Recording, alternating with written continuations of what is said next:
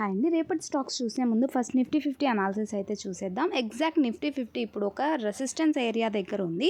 ఇది weekly time ఫ్రేమ్లో కూడా నేను చేంజ్ చేసి మీకు చూపిస్తాను. అందుకోసమే ఇది రిజెక్షన్ 2 డేస్ నుంచి వచ్చి సస్టైన్ అవ్వడం అనేది ఇంపార్టెంట్. క్యాండిల్ సస్టైన్ అవుతూ ఉంది. సో రేపు గ్యాప్ అప్ ఓపెన్ అయింది అని అంటే ఈ లెవెల్ టు అబోవ్ సస్టైన్ అయితే మనం 2364 లెవెల్, 25,264 లెవెల్ చూసే ఛాన్స్ ఉంటుంది. వీక్లీ టైం ఫ్రేమ్లో బాగా అబ్జర్వేషన్ చేయండి. సేమ్ ఇదే లెవెల్ నుంచి మనకి 2 టైమ్స్ రిజెక్షన్ వచ్చింది.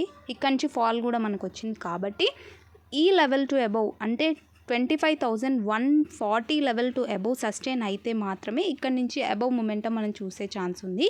సో ఎక్స్పైరీ దగ్గరలో ఉంది కాబట్టి ఇక్కడే కన్సాలిడేషన్ అయ్యే ఛాన్స్ ఉంటుంది. ఎక్స్పైరీ తర్వాత ఏమైనా మనకి మొమెంటం చూసే ఛాన్స్ ఉంటుంది. సో స్టాక్స్ చూసినట్టయితే మనకి నిన్న డిస్కషన్ చేసుకున్న స్టాక్స్లో ఎంట్రీ అయితే JSW ఇన్ఫ్రా అయితే ఇవ్వలేదు, అండ్ హోనాసాలో కూడా ఎంట్రీ ఇవ్వలేదు.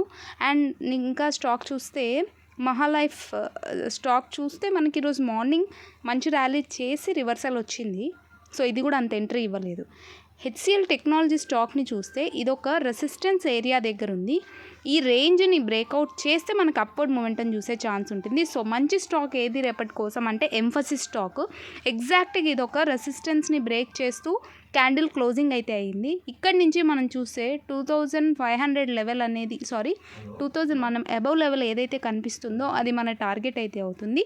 సో మనకి రెసిస్టెన్స్ లెవెల్ని బ్రేక్ అవుతూ క్యాండిల్ క్లోజింగ్ అయ్యింది. సో క్యాండిల్ క్లోజింగ్ అబవ్ అనేది మన ఎంట్రీ అవుతుంది. క్యాండిల్ లో అనేది మన స్టాప్ లాస్ అయితే అవుతుంది. సో బ్లూ స్టార్ స్టాక్ని కూడా మనం అబ్జర్వేషన్ చేయాల్సిన స్టాక్. ఇది ఎగ్జాక్ట్ ఒక సపోర్ట్ ఏరియా నుంచి మొమెంటం స్టార్ట్ అయింది. సో 1680 లెవెల్ క్రాస్ అయింది అని అంటే ఇక్కడి నుంచి కూడా మనకి అప్వర్డ్ మొమెంటం ఏవైతే కనిపిస్తున్నాయో అవి మన టార్గెట్స్ అయితే అవుతాయి. సో వీక్లీ టైం ఫ్రేమ్లోకి ఇదే చార్ట్ని మనం అబ్జర్వేషన్ చేసి చూద్దాము.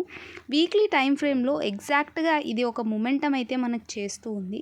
కాబట్టి ఈ వీక్లీ టైం ఫ్రేమ్లో ఇదే సపోర్ట్ నుంచి మొమెంటం నాన్ స్టాప్గా ఆల్ టైమ్ హైక్ కూడా వెళ్ళిన డేస్ అయితే ఉన్నాయి. కాబట్టి 2024 మేలో ఇక్కడ నుంచి ఎగ్జాక్ట్గా అబోవ్ మొమెంటం అయితే చేసింది. అండ్ మనకి ఇది shoulders inverted head and shoulders form అయ్యి మనకి డౌన్ఫాల్ అయితే వచ్చింది. బట్ ఎగ్జాక్ట్ సపోర్ట్ నుంచి మొమెంటం స్టార్ట్ అయింది కాబట్టి 1680 లెవెల్ క్రాస్ అయితే మనం ఎంట్రీ ప్లాన్ తీసుకోవాలి. సో ఇది మీ వాచ్ లిస్ట్లో యాడ్ చేసి పెట్టుకోండి. ఇవన్నీ కూడా ఎడ్యుకేషన్ పర్పస్ మాత్రమే. నాట్కో ఫార్మా కూడా మనకి ఈ లెవెల్ ఏదైతే బ్రేక్ అవుతుందో అప్పుడు మంచి మొమెంటం అండ్ ర్యాలీ చూసే ఛాన్స్ ఉంటుంది. సో రేపటి కోసం లాస్ట్ అండ్ ఫైనల్ స్టాక్ వచ్చేసి ఇరిస్ లైఫ్ సైన్సెస్ స్టాక్. ఇది ఆల్ టైమ్ హైని క్రాస్ చేస్తూ రీటెస్ట్ అయి వెళ్తూ ఉంది. సో మనకి మొమెంటం ఆల్ టైమ్ హైలో ఉంది.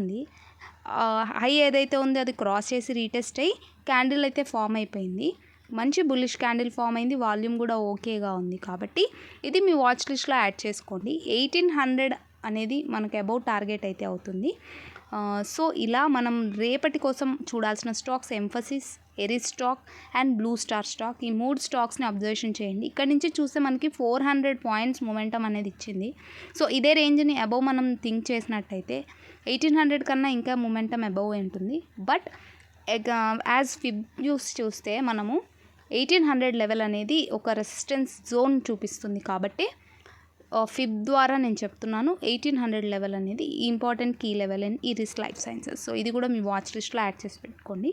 So thank you so much for watching my videos. If like my videos please like చేయండి.